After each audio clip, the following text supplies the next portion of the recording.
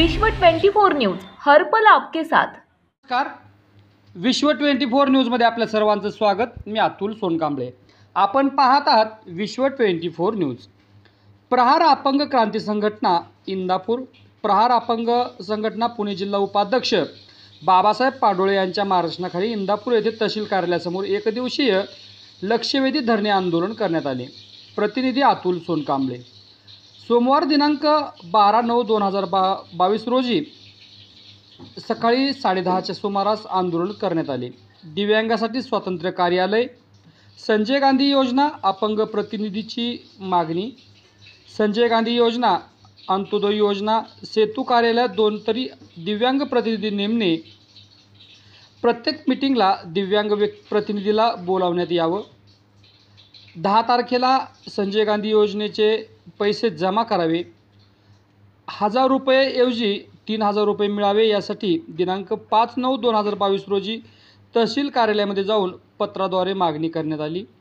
उपस्थित प्रहार संघटना पुणे जिल्हा उपाध्यक्ष माननीय बाबासाहेब पाडोळे, इंदापूर तालुका अध्यक्ष अनंतराव गायकवाड, इंदापूर तालुका महिला अध्यक्षा कुमारी दीपालीताई वाघमोडे, इंदापूर तालुका सचिव रामदास चव्हाण आदी मान्यवर उपस्थित होते।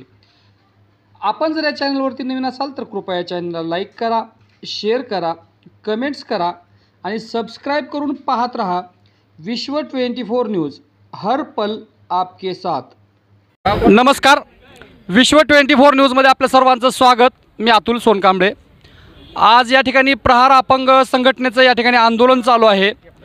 या अपंग आंदोलनाच्या पाठीमागल्या नेमक्या काय मागण्या आहेत, काय उद्देश आहे, हे आपण त्यांच्याकडनं त्यांची प्रतिक्रिया जाणून घेणार आहोत। नमस्कार साहेब, आपल्या ज्या काय मागण्या आहेत आणि आजचं जे आंदोलन होतं ते नेमकं कशा संदर्भात आणि तुमच्या मागण्या काय आहेत? आमच्या मागण्या अशा आहेत की बच्चू भाऊनी जे आम्हाला प्रेरणा दिली की बाबा अपंगासाठी स्वतंत्र मंत्रालय मिळायला पाहिजे, तर त्याच्याकरता अपंग गेल्यानंतर ते मंत्रालयात तिथं अपंगाला बसायला जागा नसती किंवा ह्यांना होती, त्यांचे जे योजनेचे लाभ आहेत ते त्यांच्यापर्यंत मिळत नाहीत। म्हणजे त्यांना स्वतंत्र मंत्रालयच नाही दिलं आहे, पण आमच्यासाठी अजून नाही झालं, तर ती व्हायला पाहिजे। जसं जार तसं भाऊनी काढल्यात 65 जार अपंगासाठी, तर ती त्यांना त्यांच्यापर्यंत मिळायला पाहिजे आणि त्यांच्यापर्यंत पोचायला पाहिजे, ते मिळत नाही। त्याच्यासाठी स्वतंत्र मंत्रालय मिळायला पाहिजे, त्यासाठी हे आंदोलन होतं। आणि बाकीच्या जी योजना आहेत की अंत्योदय रेशन कार्ड की बाबा अपंगासाठी पैसे वाढव, ही मिळायला पाहिजे, ती मिळत अजून अंमलबजावणी होत नाही, तर शासनाने अंमलबजावणी करावं। जे अपंगाचा कायदा आहे 92, ती पोलीस स्टेशनने ती लागून धरावा। बाबा ती पोलीस स्टेशनच्या परत गेलं तर ते अपंगाचा कायदा घेत नाहीत किंवा कंप्लेंट घेत नाहीत त्यांची, कारण त्यांची कंप्लेंट घेतात तर मग कुणाचे मोठे मोठे अधिकारी त्यांच्या आदूर घेणार, पण अपंगाला न्याय मिळत नाही। ते न्यायासाठी बाबा तुम्ही तर जार तुम्ही दिला आहे, सगळे दिले, पण त्यांची अंमलबजावणी होत नाही, तर ती अंमलबजावणी तातडीने व्हावं, त्या अपंगाला न्याय मिळावा। की पार संघटना अशी आहे की कुणाचा रुपया नाही घेता ती कामं करते आणि चांगल्या पद्धतीने त्यांचे जे योजनेचे लाभ आहेत ती त्यांच्यापर्यंत पोच करते।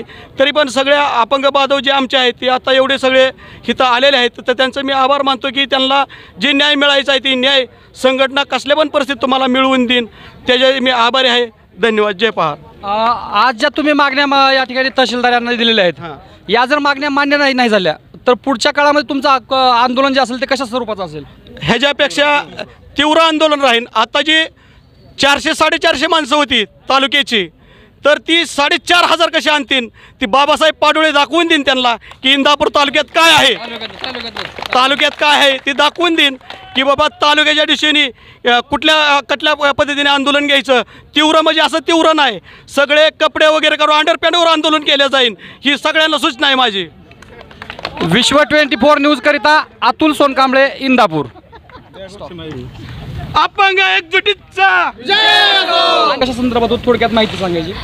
आज शासनाचं लक्ष वेधण्यासाठी आणि शासनाला जाग आणण्यासाठी आम्ही ग्रामीण लेवलवरती तळागाळापर्यंत दिव्यांगांच्यापर्यंत जाऊन त्यांच्या समस्या आणि अडचणी जाणून घेऊन त्याच्यावरती शासनाला आंदोलने करत आहेत प्रहार संघटना। त्याच्या माध्यमातून आज आम्ही प्रत्येक वेळेस मंत्रालयात जाऊन आमच्या हक्कासाठी आम्हाला स्वतः लढावं लागतंय आणि तेव्हा कुठंतरी आम्हाला शासन मदत करतंय।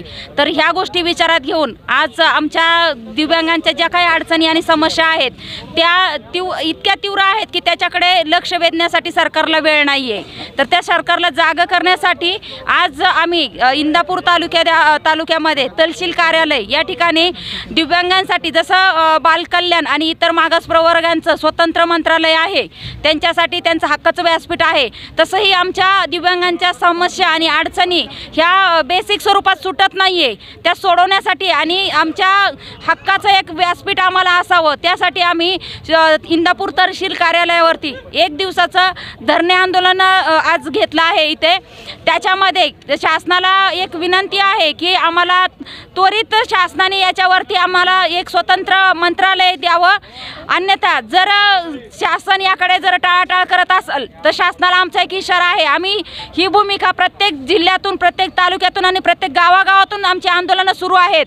जर शासनाने आम्हाला आमचं स्वतंत्र मंत्रालय जर करत नसेल तर वेळ पडली तर संघटना ही अतितीव्रात्मक स्वरूपात आंदोलने घेऊन रस्त्यावर उतरून आम्हाला दिव्यांग मंत्रालय आम्ही मिळूच एवढं शासनाला आव्हान देत आहे मी. विश्व 24 न्यूज करिता अतुल सोनकांबळे.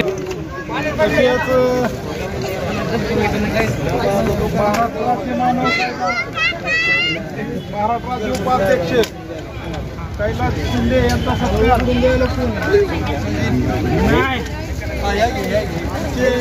तालुका प्रसिद्धी अध्यक्ष